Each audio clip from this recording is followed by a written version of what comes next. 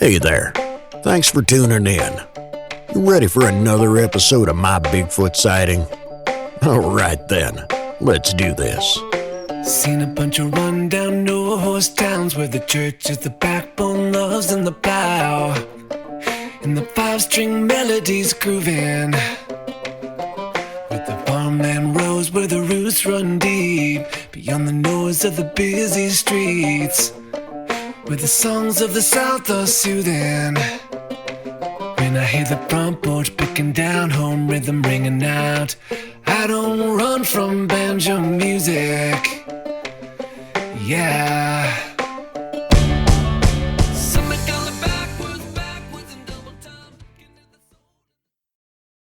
If you've had a Bigfoot sighting and would like to be a guest, please go to mybigfootsighting.com and let me know. My Bigfoot sighting happened in Broward County, Florida. My name is Matt Williamson, and I was born and raised in Broward County, Florida.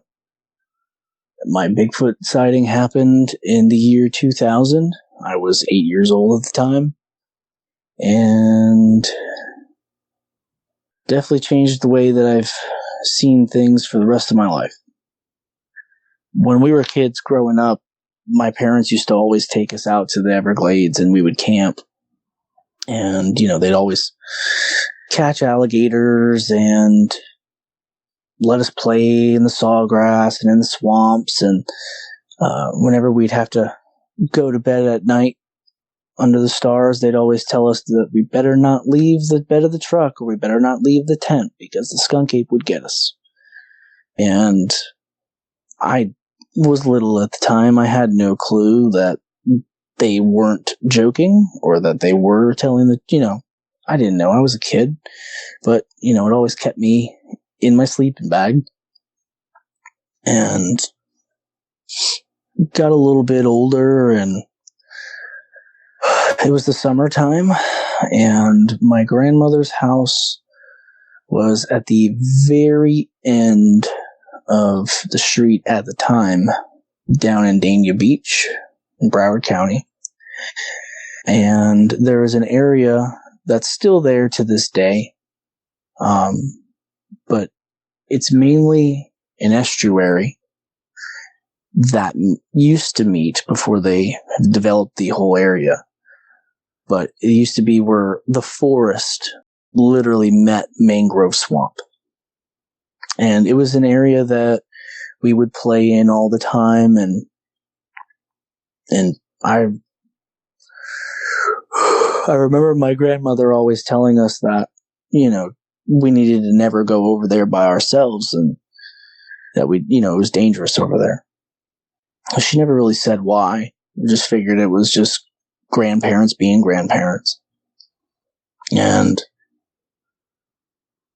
one day, I decided that I was going to go over there, and I was going to go get me a bucket of fiddler crabs, so that way I could take them fishing later on, down at the actual intercoastal.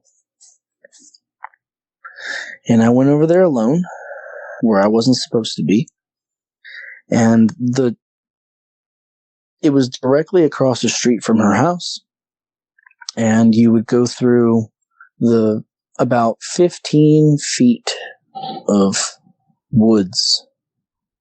So that way you would end up on this trail. It was a bike trail, and you could maybe fit about 2 to 3 cyclists on either side of it. And on either side of this trail was a slope.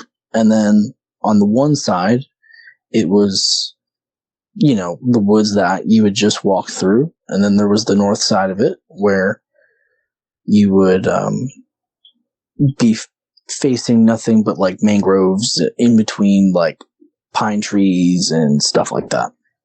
And way, way on the other side of it was part of a lake. And right there in that slough was where the fiddler crabs would dig their holes in, and they would burrow down into the muck. So I had walked down this path maybe 4 to 5 house length or property lengths down away from where I'd walked in. And I went down onto the side, and I got down, and I was on my hands and knees going through the mangroves and looking for these fiddler crabs with a stick. And I was doing it maybe about 10 minutes before I started hearing this, like something moving off to my right. So back on my hands and knees, the way that I came in, I shimmy my way back out from underneath these mangrove knees back to where the trail was. And as I'm turning around, I had heard the commotion stop. Well, once I had backed out and started to turn around and stand up was when I seen it. And it was about 10 to 15, maybe 20 yards. I mean, I was a kid at the time, but I'm trying to give my best estimate here of distance from me to it. And the reason it had stopped hearing it was because it had got up onto the middle of the trail. And I'm sitting here looking at this thing, and I'm not sure what it is. And it's just this really tall, hairy, shaggy thing standing in the middle of the road. So I kind of go to make the motion to fully stand up, and when my first footfall comes down, it snapped its head, and it turned and it looked at me. And I'll never forget the motion of it, just like its head on a swivel just snapped around the other way and slowly brought its right shoulder around so that way I could see the width of this creature. And I remember really distinctly that the light was shining through the canopy, and as it had turned its head, its head went into that beam of light, and it sort of made it look like its face was, or at least the hair around its face was almost translucent. And I just remember locking eyes with this being. It had this long reddish brown fur. It wasn't like you hear a lot of the Bigfoot stories about these big hulking creatures, but this one was more of like slender, body shape, big broad shoulders, but the torso tapered down, and its eyes had these deep set eyes with these amber colored eyes. And we just locked eyes in what felt like forever. And I just remember thinking to myself, like, what is this? And feeling this immense sense of fear and uncomfortability. He stared at me, and I just stared right back at it.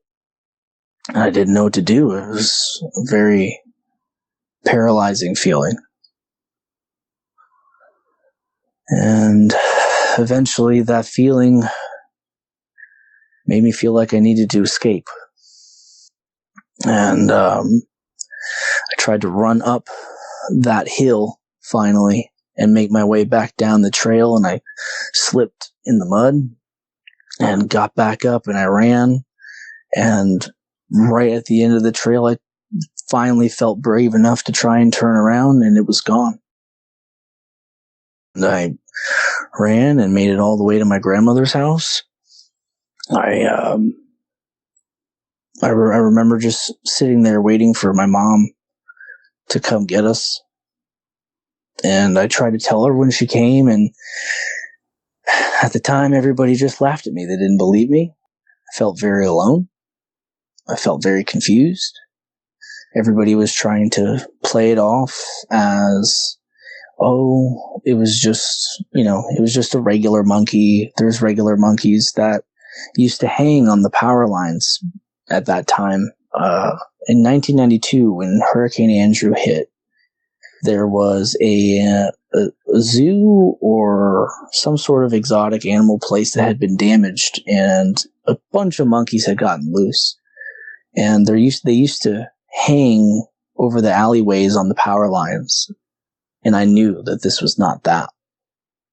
Didn't have a tail. And it didn't even really look like an ape. The main thing that made it look like an ape was the hair. But its face looked like something in between an ape and a human. That's the best way that I can describe it, is that it looked very similar to a person, but way more massive. If I had to guess, it was probably 7, maybe 8 foot tall. I knew it wasn't one of those monkeys. Like, I knew the difference between a monkey and whatever this was. And everybody made fun of me for a very long time. And going forward from that, I didn't have another encounter with anything Sasquatch related until I was in my mid-20s. And I was not 100% sure what this was until I started looking more into the Bigfoot phenomenon online and watched some of the Finding Bigfoot episodes.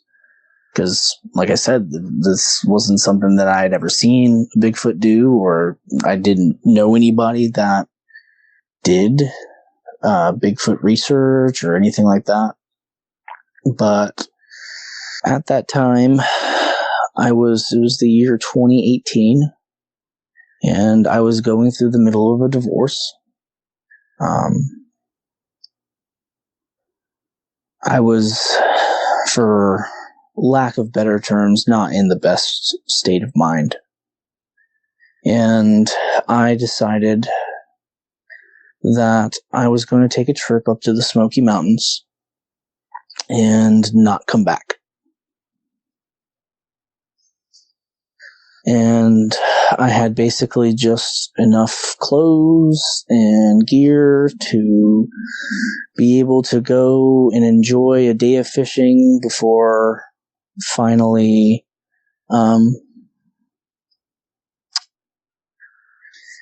making sure that I was not going to come back home and have to deal with what felt like my life ending already.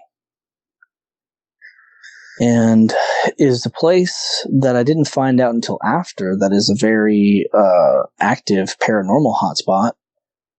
But it's just my luck and how my life has seemed to go that I would pick this one particular place just outside of Bryson City, North Carolina. That's a well-known paranormal hotspot to be what would be my final resting place. So that day I stopped at a fly shop and grabbed some flies and told the guy where I was going. And he told me to go to X amount of elevation to get to an area that I wanted to go to.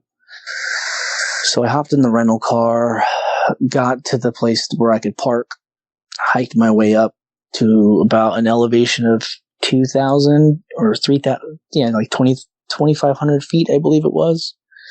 And I found this beautiful, it was just alongside of a stream that had an embankment, and that stream turned into a Y area as it ran up the mountain. And sat there and fished, and finally, I sat there and fished and just listened, enjoyed nature, and made a quick goodbye video and went and found the tree that I was going to sit next to. and do this at. So as I'm sitting there and getting ready to do the deed, right as I'm about to do it, I hear what sounds like Ken Griffey Jr. hitting a home run out in the woods. And it sounded like it was like directly behind me, like on the other side of this tree. So obviously I'm startled. I've like, this was a very intense moment in my life that had just got interrupted by what I thought was possibly a gunshot behind me. And I stand up and I look around and I don't see anybody anywhere, and it's just nothing but forest. And I'm like, there's nobody. I didn't see anybody on the trail that day. When I parked my car, there was nobody up there. And I wasn't sure what it was. And I decided, well, I don't know, maybe I was lucky enough to hear a tree fall in the woods and, whatever. So I sat back down and I went to go do it again. And sure enough, that same whack. Ken Griffey Jr. hitting another home run in the middle of nowhere again.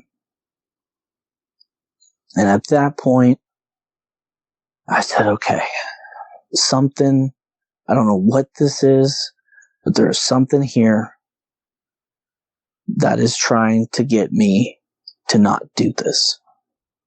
And I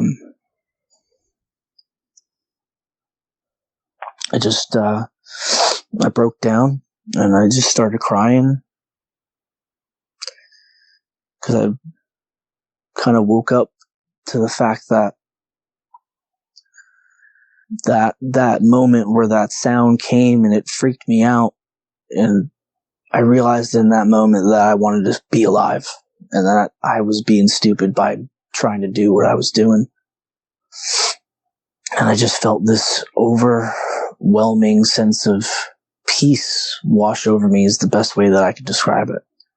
And I just kind of felt like God, whatever you want to call it, was there with me in that moment. And whatever those knocks were was an intervention. And I ended up perusing around the area. I was trying to see if I could see anybody, and just didn't see anything. And so I packed my stuff up, and it was getting dark, so I kind of hauled butt out of there and came back to Florida and fixed my life up and turned my life back around. And it was right around 6 months or so after that, my mom started telling me that she had started to get into watching these Bigfoot shows on YouTube, and she had found this, all these different channels, and she was like, Matt, you got to look into this. Maybe this is what you were really talking about all those years. She's like, I didn't believe you then, but I'm really starting to think you might have seen something.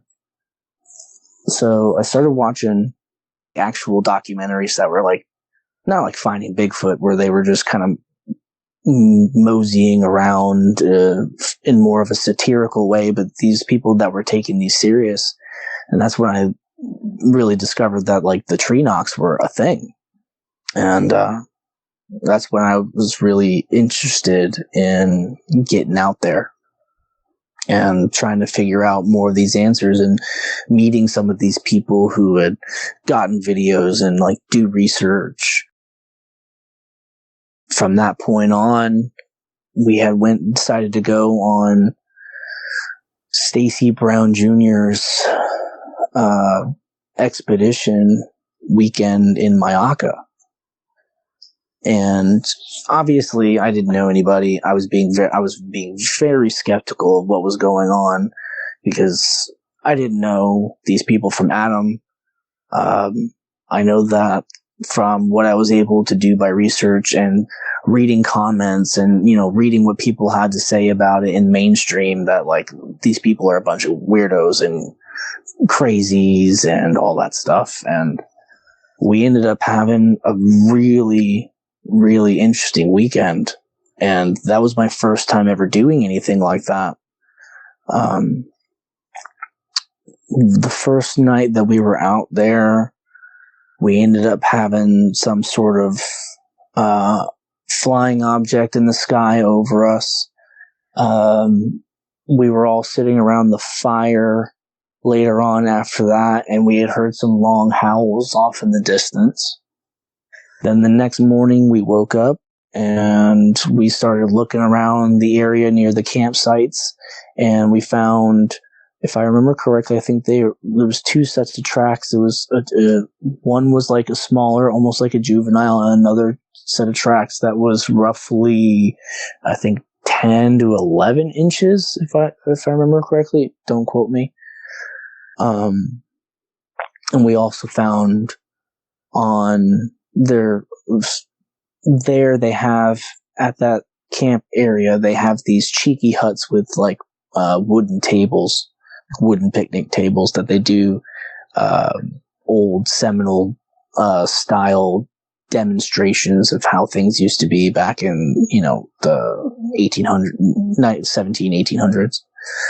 And on the corner of that, we found a big clump of hair caught on the edge of the table. Collected that.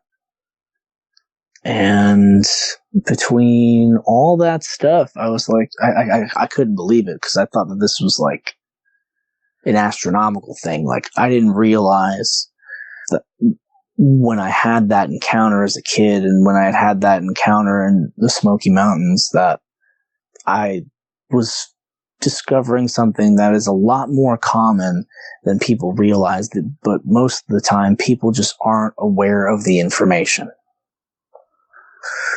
So after I got back, I had decided that I was going to get into, researching, and I started my own podcast.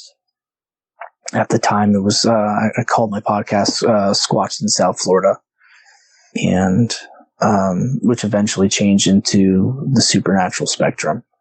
As I got into this stuff further and further, I started branching out and being more open-minded to other avenues as to why this creature or creatures tends to always have other weird phenomena or happen around it. I started talking to other researchers from all over the country, researchers in Washington and researchers in Texas and, all over the country. Meeting new people, and I started going to the conferences that were here. And the first big one that I went to was the Great Florida Bigfoot Conference in Lakeland. And while I was there at that one, I met a gentleman named Flat Rock. And he has his own, I'm not sure if he still has a YouTube channel or not, but he started telling me about all these experiences that happened to him on his property, and he invited me to eventually come up there, which I did. But I had an amazing time meeting all these people at this conference. It was so cool to see that all these people that the rest of the world thinks is absolutely insane, vast majority of them are very down to earth, very friendly, very welcoming people. And it was such an amazing experience. And, we decided to go with a friend of mine, Connor Flynn, to this place called Colt Creek State Park, which is, one of the tracks of the Green Swamp in that area. The next morning, before we were going to make our way back down to South Florida. And for the most part, we were walking around that whole track. We didn't see much of anything. We had seen a couple hikers. There was there was a group of people that had went by on horses. There wasn't a lot of people. It was fairly cold that morning. And we were thinking that we weren't really going to find much of anything, but it was a nice day. It was a nice day to get out and have some fun with Connor and spend time with him, because I hadn't seen him since I had first met him down in Myakka several months prior. And as we're going around this one bend, I hear a sound I haven't heard since North Carolina. And it was just this loud thwack off in the distance. So we stop and we're looking around and we realize there is this knocking going on back and forth between two somethings. There's a knock here, knock there, knock here, knock there. And from the initial one to what proceeded to happen afterward was several knocks back and forth, and the sound was not as loud, and which leads me to believe that whatever was doing the next series was either tapping on wood or like using rocks to clack or something to that effect. But I proceeded to, I actually had a little knocking stick that I had just got at the conference, and I sat there and interjected myself into it, and I went back and forth with whatever was out there, knocking back and forth for about 3 to 4 minutes straight.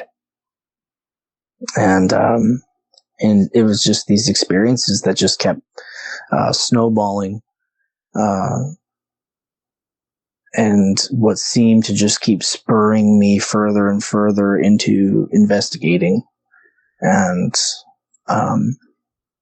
so I called that gentleman Flat Rock, and I set up a date to go up to his house. And while we were up there, it was the very first night. We're all sitting around the fire, and I actually had brought up a parabolic dish with me, and I had it on my person.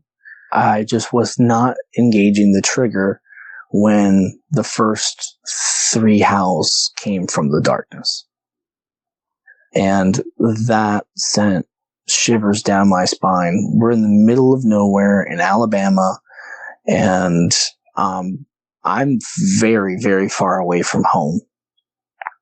And these guys were howling so loud. So it had initially startled me, and I realized, oh my God, I'm not even recording this. So I went to hit the trigger on my parabolic dish, and that's when I could hear this other sound coming from the woods. And the only way that I can describe it is that it was like a song. It was like harmonization from something out there in the darkness. And that was the most uncomfortable experience and sound I've ever heard in my entire life. It made my skin crawl in ways that I don't even know how to describe it. Like I could like almost feel the sound of the harmonization on my skin, like resonating off the goosebumps. It was a very weird and strange experience. If you ever want to hear it, it's on my YouTube channel.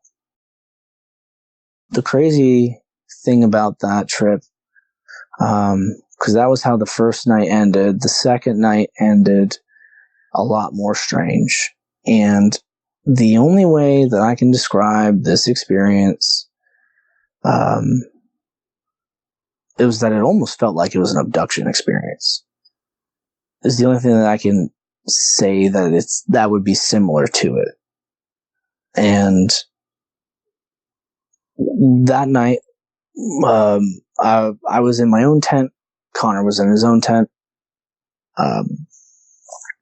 we're laying there. It's dark. I had set up an audio recorder in my tent, an audio recorder outside on a table. I had set up a trail camera on the campsite, and I had an infrared camera inside of my tent. And I was like, okay, most likely nothing's going to bother me while I'm sleeping.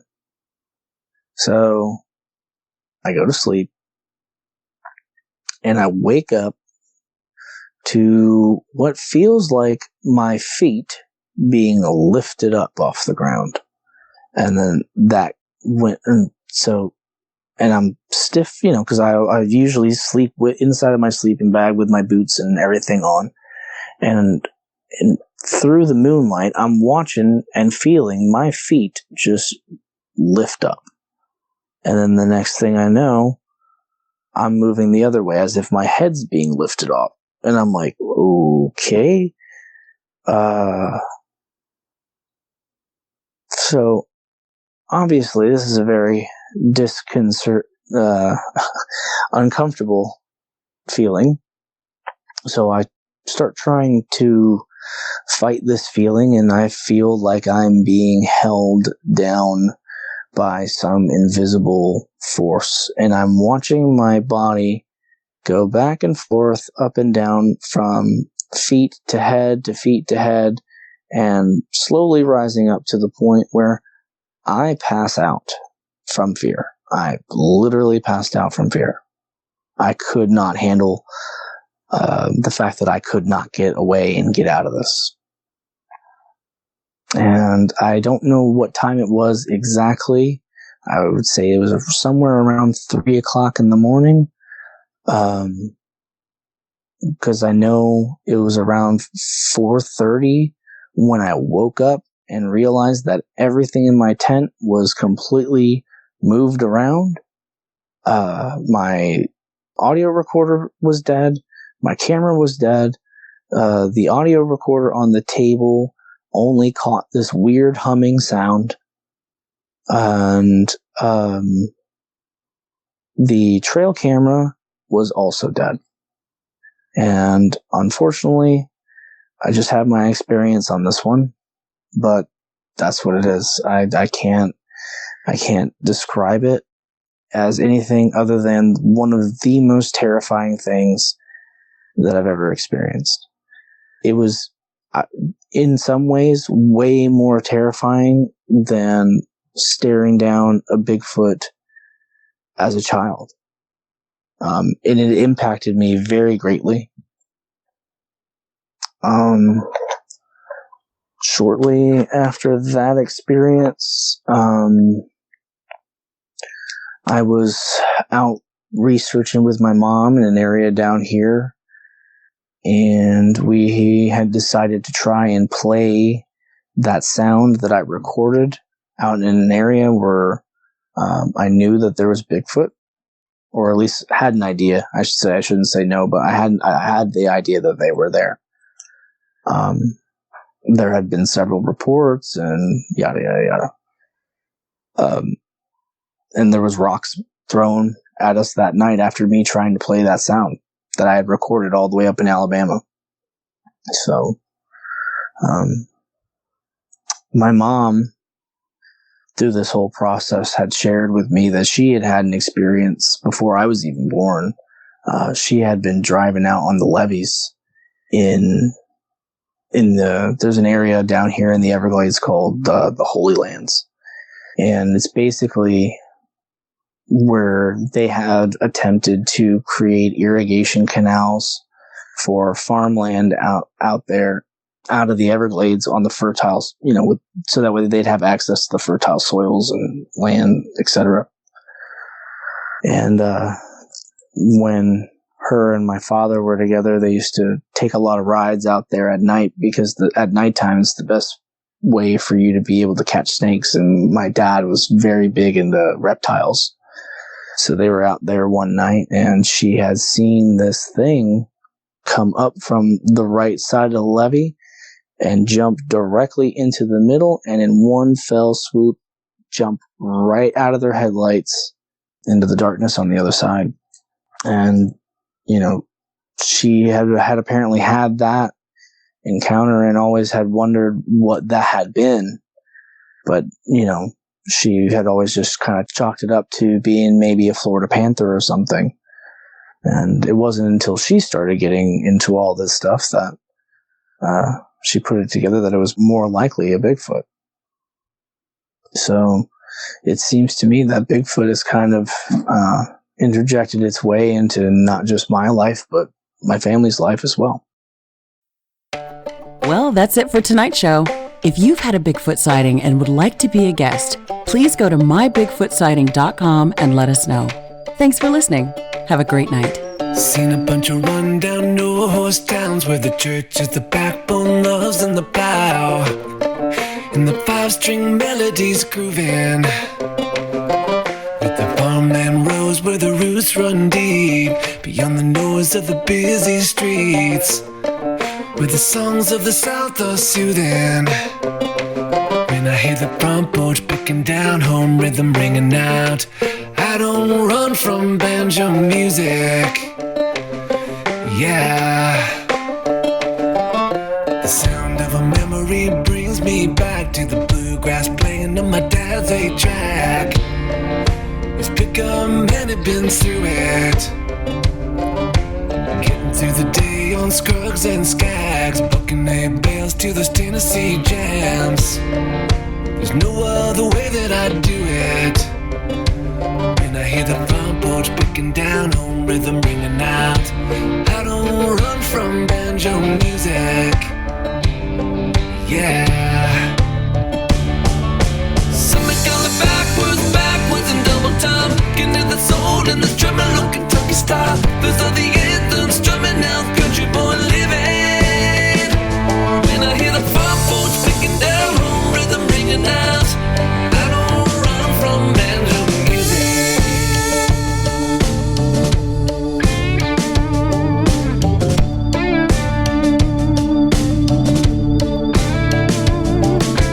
Pace of the city life drives me wild. The only tune is the cars rushing by, with the bass on the stereos booming. When I hear the front porch picking down, home rhythm ringing out, I don't run from banjo music. Yeah. Something going backwards and double time, getting to the soul and the drumming on Kentucky style. Those are the anthems drumming out, country boy living.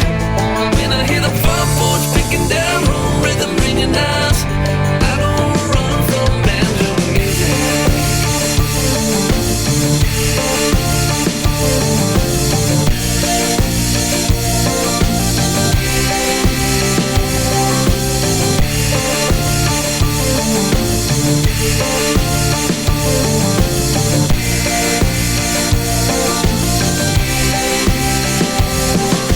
Something going backwards and double time, getting to the soul and the drumming on Kentucky style. Those are the anthems drumming out, country boy living. When I hear the front porch picking down, home rhythm, ride chicken porch swing, mama's best sweet tea kind of sound.